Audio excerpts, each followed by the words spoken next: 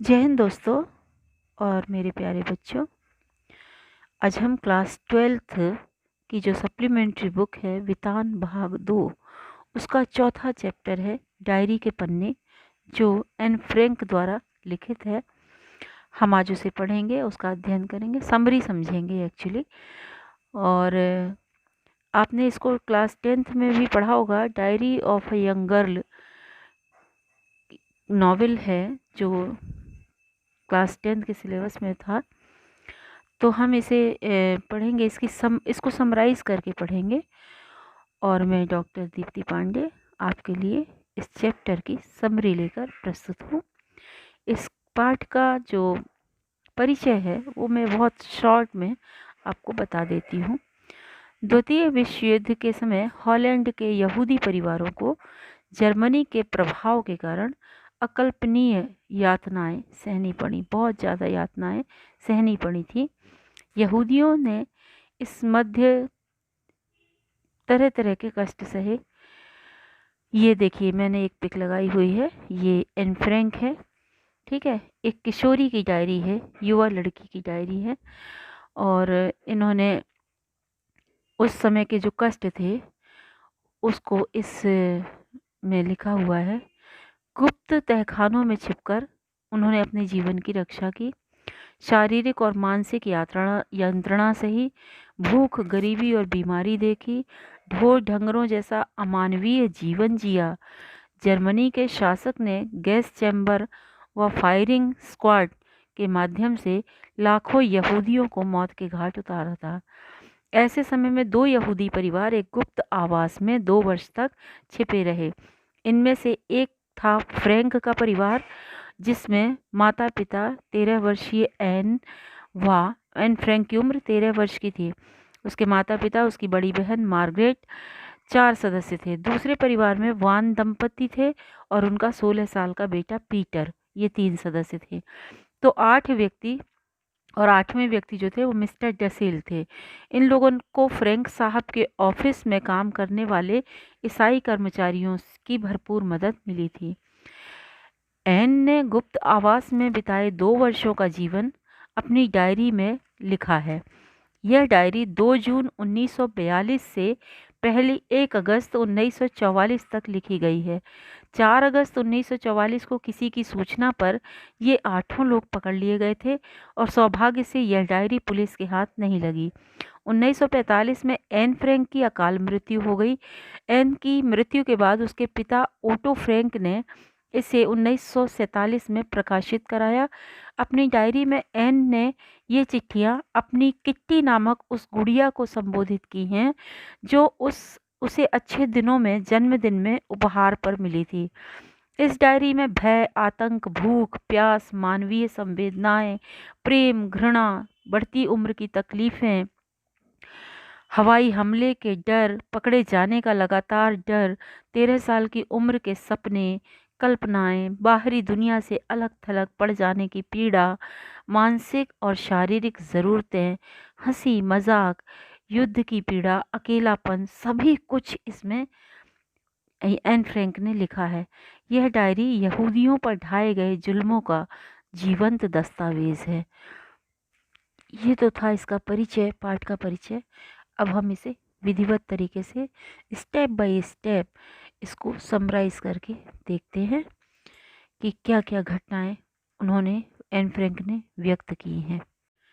ये diary of a young girl का हिंदी अनुवाद है। और हम जो डायरी के पन्ने चैप्टर है, इसके अंतर्गत एन फ्रैंक ने सेकेंड वर्ल्ड वार के दौरान जो अपना समय अज्ञातवास में बिताया था उसके विषय में बताया है। एन फ्रैंक अपनी बहन मार्गरेट और अपने माता पिता के साथ एम्स्टर्डम में रहती है और हिटलर के नाजी सैनिकों के द्वारा मार्गरेट को यातना शिविर में बुलाया गया है और ये बात एन फ्रैंक से छुपाई जाती है। एन फ्रैंक को लगता है कि उसके पिता को ही यातना शिविर में बुलाया गया है। ये सोचकर वो बहुत दुखी है और वो कहती है कि हम अपने पिता को यातना शिविर में नहीं जाने देंगे। यातना शिविर वो जगह है जहाँ पर हिटलर के नाजी सैनिकों के द्वारा यहूदियों को यंत्रणाएं देकर समाप्त किया जाता था, उनके विरोध का दमन किया जाता था। ऐसे में ये पूरा परिवार अज्ञातवास में छिपने के लिए विवश है, कोई भी इनकी मदद नहीं कर सकता है। कुछ लोग हैं जो इनकी मदद कर रहे हैं और बारी बारी से इनके घर आते हैं और अपने पॉकेटों में इनका सामान रखकर थोड़ा थोड़ा करके उस जगह पर ले जाते हैं जहाँ पर इन्हें छिपना है। ये वाहन भी इस्तेमाल नहीं कर सकते हैं क्योंकि इन्हें अपने चेस्ट पर पीला सितारा लगाना होता है और अगर ये सामान लेकर जाएंगे तो नाजी सैनिकों की नज़र में आ सकते हैं, इसलिए ये सारे काम गुप्त तरीके से किए जाते हैं। जब ये गुप्त एनेक्सी में पहुंचते हैं तो वहाँ पर एन फ्रैंक, उसकी बहन मार्गोट और साथ ही साथ उसके माता पिता और मिस्टर डसेल और मिस्टर एंड मिसेस वानदान वहाँ पर छुपे हुए हैं। टोटल 8 लोग वहाँ पर रहते हैं, इस एनेक्सी में रहते हैं, गुप्त एनेक्सी में। और यहाँ पर पहुँचते ही एन फ्रैंक पूरे घर का ब्यौरा देती है, कहाँ पर सीढ़ियाँ हैं, कहाँ पर बेसमेंट है, कहाँ पर वॉश बेसिन है, कहाँ पर बाथरूम है, कहाँ पर हॉल है, सारी जानकारी वो हमें अपनी इस लेखन के दौरान, डायरी लेखन के दौरान देती है और बताती है कि बुक शेल्फ के पीछे वो लोग रहते हैं और घर में रात के समय लाइट नहीं जला सकते हैं क्योंकि लाइट जलेगी तो बाहर से लोग पता लगा लेंगे कि यहाँ पर कोई रह रहा है, क्योंकि ये दफ्तर है और दफ्तर में रात के समय लाइट जलना थोड़ा अस्वाभाविक है और इनका राज खुल सकता है। इसी के मध्य वो बताती है कि घर में सबसे छोटी होने के कारण बात बात में किस तरह एन फ्रैंक को डांट फटकार मिलती है और ऐसे में वो अपनी बात को या अपनी अभिव्यक्ति को व्यक्त करने के लिए घर में जो उसके पास एक डॉल है जिसका नाम किटी है, उसको वो पत्र के रूप में अपनी डायरी लिखती है और प्रतिदिन वो गुप्त एनेक्सी में रहते हुए उस घर में क्या क्या घटित होता है उस सब के बारे में वो अपनी उस डायरी में लिखती है। अपने निजी सुख दुख को वो अपनी गुड़िया किटी को बताती है और साथ ही साथ हम देखते हैं कि वो सेकेंड वर्ल्ड वार की भी जानकारी देती है। इस बारे में भी बताती है कि टर्की किस तरह इंग्लैंड के पक्ष में आ गया है, किस तरह से बमबारी की जाती है। 1000 गिल्डर के नोट अवैध मुद्रा घोषित कर दिए गए हैं, 500 गिल्डर नोट भी अगले हफ्ते तक बेकार हो जाएंगे और इन नोटों को बदलवाने के लिए ये सबूत देना होगा कि ये नोट आपके पास कैसे आए। तो ये ब्लैक मार्केट के धंधा करने वाले व भूमिगत लोगों के लिए ये एक बहुत बड़ा संकट था, भूमिगत मतलब छुपे हुए लोगों के लिए। तो इस तरह से वो जानकारी देती है और साथ ही साथ हिटलर के द्वारा उसके सैनिकों से मिलने की भी जानकारी देती है। साथ ही साथ हमें रूजवेल्ट और चर्चिल की भी जानकारी मिलती है और बहुत सुंदर तरीके से एन फ्रैंक इन सारी घटनाओं का वर्णन करती है और बताती है कि युद्ध के दौरान किस तरह से छोटी छोटी चीज़ें, ज़रूरत की वस्तुएं कितनी महंगी हो गई हैं। जूता पहनना तो एक स्वप्न हो गया है क्योंकि जूते सबसे ज़्यादा महंगे हैं। छोटे छोटे बच्चे लोगों के घरों में चोरी करने लगे हैं। साथ ही साथ इनकी गुप्त एनेक्सी में भी चोरी की घटना घटित होती है जिसके विषय में एन फ्रैंक जानकारी देती है कि चोर कितने निडर हो गए हैं कि उनको किसी भी तरीके से डांटा फटकारा या भगाने का प्रयास किए जाने के बावजूद भी वो ज़बरदस्ती लोगों के घर में घुस घुस जाते हैं और चोरी करते हैं। साथ ही साथ वो ये भी बताती है कि किस तरीके से घर में अपना समय व्यतीत कर रही है।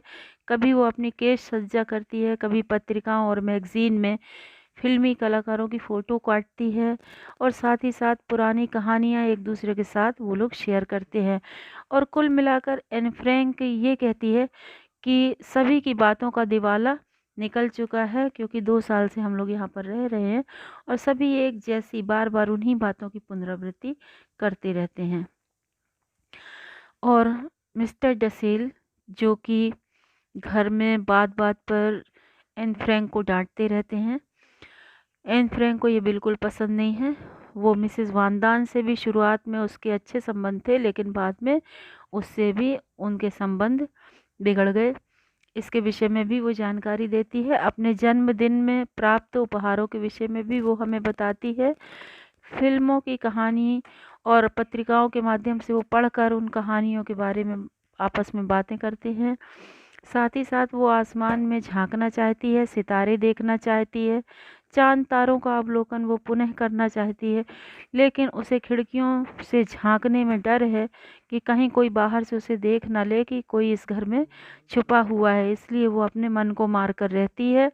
और साथ ही साथ महिला सशक्तिकरण के विषय में वो हमें बताती है कि किस तरीके से एक सैनिक का सम्मान किया जाता है, उसकी बहादुरी के लिए उसे मेडल मेडल दिया जाता है। इसी तरह महिलाओं का भी सम्मान करना चाहिए, उनका भी सम्मान होना चाहिए, क्योंकि वो भी इस दुनिया में एक नई ज़िंदगी को लेकर आती हैं। और ऐसे में जो पीड़ा वो प्रसव के दौरान सहती हैं, उस पीड़ा को कोई भी बहादुर सैनिक, चाहे कैसी भी प्रकार की जंग हो, उतना नहीं सह सकता है जितना महिलाएं एक जीवन को जन्म देने के समय सहती हैं। एन फ्रैंक बताती हैं कि किस तरीके से प्रकृति प्रदत्त महिलाओं को जो प्रजनन की शक्ति दी गई है, उस पर पुरुषों ने अपना वर्चस्व स्थापित कर लिया है। और महिलाओं को किसी भी तरीके से कितने बच्चों को जन्म देना है, ये अधिकार भी उनसे छीन लिया गया है, जबकि ऐसा नहीं होना चाहिए। ये प्रकृति के द्वारा महिलाओं को दिया गया उपहार है, और इसका डिसीजन महिलाओं को ही लेना चाहिए कि वो कितने बच्चों को जन्म दें और कितने बच्चों को ना दें। यदि ये हक महिलाओं के पास रहेगा तो जनसंख्या बढ़ोतरी की समस्या भी नहीं होगी। एन फ्रैंक ये भी कहती हैं कि आने वाले समय में महिलाएं पुरुषों के साथ कंधे से कंधा मिलाकर समाज और देश के विकास में अपना योगदान देंगी। इस इस तरह डायरी के पन्ने जो पाठ है वो एन फ्रैंक द्वारा रचित diary of the young girl, उसके कुछ अंश यहाँ पर पढ़ने के लिए दिए गए हैं, जिसमें महिलाओं से संबंधित और सैनिकों से महिलाओं की तुलना बताई गई है, वो भी महत्वपूर्ण है। और साथ ही साथ सेकेंड वर्ल्ड वॉर में, जिसमें एन फ्रैंक ने अपने निजी सुख दुख के पलों की अभिव्यक्ति देते हुए उस सेकेंड वर्ल्ड वॉर के बारे में बताया। उससे ये कहा जाता है कि ये जो डायरी के पन्ने हैं, ये द्वितीय विश्व युद्ध का जीवंत दस्तावेज है। तो ये पाठ यहीं पर समाप्त होता है, और उम्मीद है आपको अच्छी तरह से समझ में आया होगा। पूरी एक एक घटनाएं जानने के लिए आपको पूरा पाठ अपनी पाठ्य पुस्तक से पढ़ना अनिवार्य है। उसे आप पढ़ें, और इस समरी को देखने के बाद, इस वीडियो को देखने के बाद, तो आपको बहुत अच्छा लगेगा। बहुत सुंदर, बहुत इंटरेस्टिंग पार्ट है, बहुत सारी नई नई जानकारियाँ आपको हासिल होंगी। तो ये थी एन फ्रैंक की डायरी के कुछ विशेष हिस्से, और ये आपकी परीक्षा के लिए अत्यंत उपयोगी है। धन्यवाद, नमस्कार, जय हिंद।